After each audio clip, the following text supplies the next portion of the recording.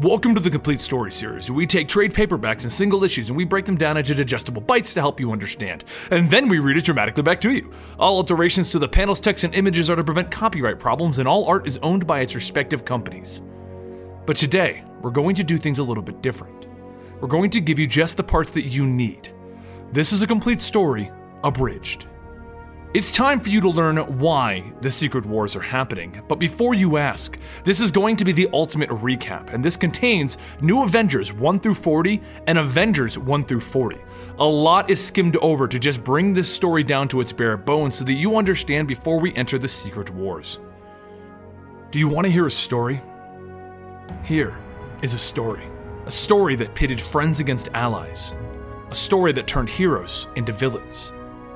It began with a group of individuals calling themselves the Illuminati, and they insisted on trying to do things for the betterment of man. But they discovered something horrific. Something that would make a normal man cringe. They discovered that our world was ending. They stepped forward to prevent this to the best of their abilities, and they all felt that they were above the rest of the superheroes in our universe and decided among themselves that they would find a way to prevent our world from ending. They were wrong. As our world was coming to its end by colliding with another, Captain America used the Infinity Gems to try and push another universe away from Mars, saving our lives, but destroying the gems in the process. With the gems destroyed, Captain America decided that they needed to find another way, but the rest of the Illuminati decided that they would begin to prepare for what they knew they needed to do. They would destroy an entire universe to save our own.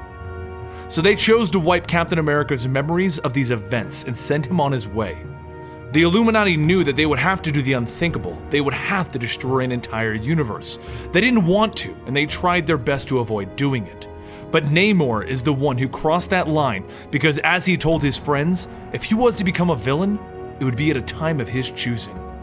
Things didn't end with the destruction of the First World, though. It started a chain reaction that led down a very dangerous path. First, Captain America remembered what the Illuminati did to him thanks to the original Sin event, and he went to confront Tony Stark about it. But the Time Gem had other plans, and it sent Captain America into the future, thousands of years, and then millions of years, and then billions of years into the future, until finally he reached the end of all time. It was there that they told him that he needed to allow the Illuminati to continue their actions, or the entire universe would be destroyed. The destruction of the other universes was necessary for the survival of his own world. But Captain America didn't believe this, and he fought for his right to return to the present time to make the Illuminati pay for their crimes. This started a war between Captain America's team of S.H.I.E.L.D. members and a team that the Illuminati had put together. If they couldn't stop the end of the world, then Captain America would at least make the Illuminati pay for their crimes, pay for the worlds that they destroyed. He wanted Tony to pay for betraying him. But as the two former friends fought it out, many other things were happening. Namor went on to destroy many worlds with the Cabal. He reserved himself to becoming a villain, and in order to become a proper villain, he would need to kill off as many worlds as possible to save ours. The problem was that Namor lost control of the Cabal, and they took pleasure in destroying the various worlds. So he agreed to try and trick them with the help of his former friends, the Illuminati. The plan was to leave the evil Cabal on a world that was destined to be destroyed by the Illuminati's devices and allow Namor to redeem himself. But arguments between Black Panther and Namor about the destruction of Wakanda were brought to the forefront, and in the end, Black Panther pushed Namor into the world with the rest of the Cabal to die, only to have the entire Cabal, Namor included, be rescued by the Ultimate Universe. But none of this truly mattered. There was more at play here, as the Avengers found out in the end of days. The story of why the world is ending has nothing to do with the many things that our heroes of our universe have done. The story begins with Molecule Man and his very creation, and Victor Von Doom.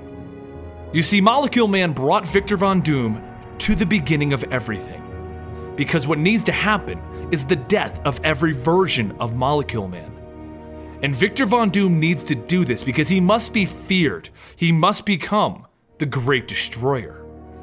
He needs to stop the Beyonders from completing their grandest experiment, the simultaneous death of everything in the multiverse. The Beyonders lit the fuse that is Molecule Man, and they made him into a bomb that they're waiting to explode in every universe at the exact same time. The Beyonders want to see what'll happen if they kill every universe simultaneously. But as Victor points out, this isn't going to happen because he just killed the first Molecule Man. And Molecule Man agrees. If Victor can go between each one of the universes and kill each version of Molecule Man, then he has a chance to prevent the end of everything. It is explained to Doom that he has 25 years to kill every Molecule Man in existence, and as he kills more and more of them, the multiverse will take notice, and the incursions will happen. But Doom doesn't think he can do it. This task just seems impossible for a single man to accomplish. But Molecule Man explains you will need to start a religion, one that will follow these very objectives and aid you in killing the Molecule Men of the multiverse. It took 7 years of killing the keys to the multiverse to prevent the Beyonders' plans.